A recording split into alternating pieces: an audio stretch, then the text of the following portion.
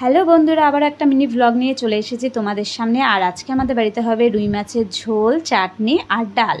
তো তোমাদের বাড়িতে কার কার বাড়িতে আজকে কি কি রান্না হয়েছে অবশ্যই কমেন্ট করে জানিও। তো তোমরা অনেকেই ভাবতে পারো মা কাঠে কেন রান্না করছে আর রান্নাঘরটাই বা কেমন। তো আমার মা কাঠে রান্না করতে ভালোবাসে, আর দ্বিতীয় কথা সঞ্চয় করতে মারা একটু বেশি ভালোবাসে। আর রান্নাঘরটা যেটা দেখছো এটা অ্যাকচুয়ালি আমাদের রান্নাঘর না, এখানে কিছু কাঠটাট রাখা হয়। আর এখানে আমাদের আগে ঘর ছিল যেখানে আমরা থাকতাম, আর পরে আমাদের নতুন ঘর করা হয়েছে। তো যেই কারণে আজকে তোমাদেরকে ব্লগটা শেয়ার করেছি। তো গতকাল ছিল নীলের জন্মদিন, তো সেই উপলক্ষে বাড়িতে ছোট্ট একটা অনুষ্ঠান করা হয়েছিল। তো তারই ভিডিও তোমাদেরকে শেয়ার করেছি, প্রথম থেকে লাস্ট অব্দি অবশ্যই দেখো তোমরা।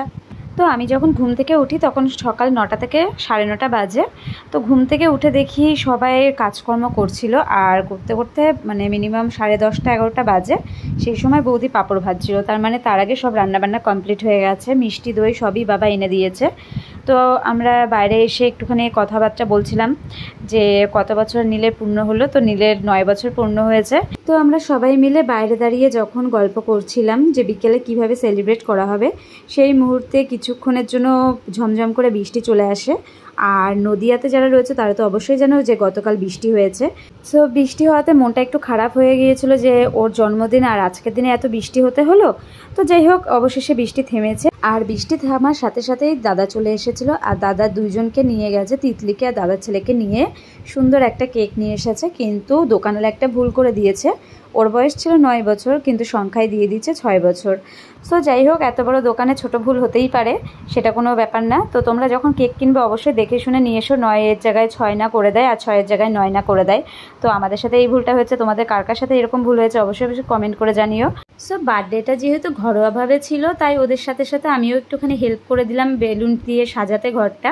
আর কেকটা যেহেতু এখানে কাটা হবে, তার জন্য এখানটাই আমরা সাজাচ্ছি। মিনিমাম 10-12টা মতো বেলুন ছিল, আর বাদবাকি বেলুনগুলো সব লিক ছিল, তাই ফোলাতে পারিনি। তো যে কয়টা বেলুন ফুলিয়েছিল সেই কয়টা বেলুন দিয়ে আমি সুন্দরভাবে সাজিয়ে দিলাম। তো এবার চলে এসেছে আমাদের বাড়ির আর একজন ছোট্ট সদস্য, সে হচ্ছে অদ্রিয়ান। আর বোন একটু লেট করে এসেছে, বোনের একটু শরীরটা খারাপ ছিল, তাই বোন একটু লেট করে এসেছে। দেখতে দেখতে 5:45 বেজে গিয়েছিল, মা সন্ধে দিচ্ছিল। আর সেই সময় 3 ভাই বোন মিলে বেলুন নিয়ে খেলছিল। তো দাদাও যেহেতু বেশি লেট করবে না, কাজে চলে যাবে, তাই তাড়াতাড়ি করেই কেকটা কাটা হবে। তাই আমি সেই ফাঁকে গিয়ে রেডি হয়ে চলে আসলাম।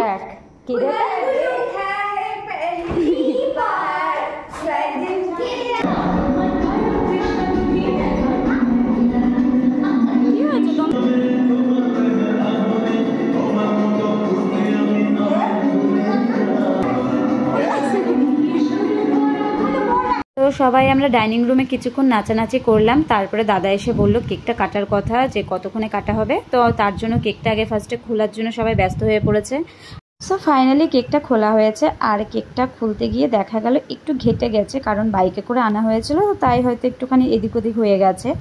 আর কেকের উপরে ছিল 2টো গাড়ি। ওই গাড়ি দুটো আমি ফার্স্টে ভেবেছিলাম যে ক্রিম দেওয়া, কিন্তু পরে দেখি না, ওই দুটো খেলনা গাড়ি। তো যাই হোক, একটা নীলের একটা অদ্রিয়ানের সিলেক্ট হয়ে গেছিলো যে অদ্রিয়ান নীল গাড়িটা নেবে।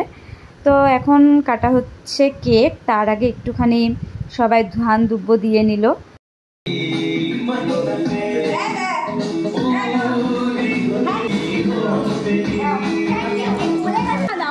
ওকে দেওয়া হয়নি।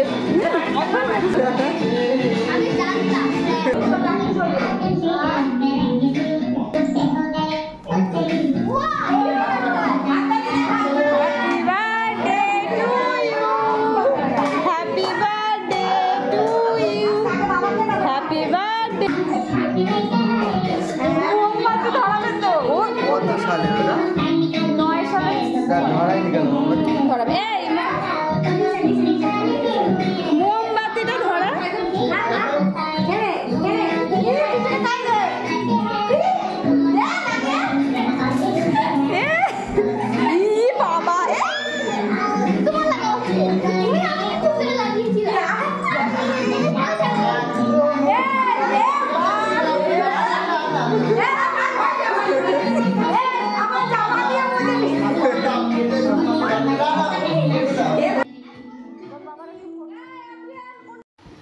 তো আমরা এইভাবেই নীলের বার্থডেটা সেলিব্রেট করলাম। আর এরপরে আছে অদ্রিয়ান, আর তারপরে আছে তিতলি, তারপরে আছে মা বাবা, তো আমিও আছি।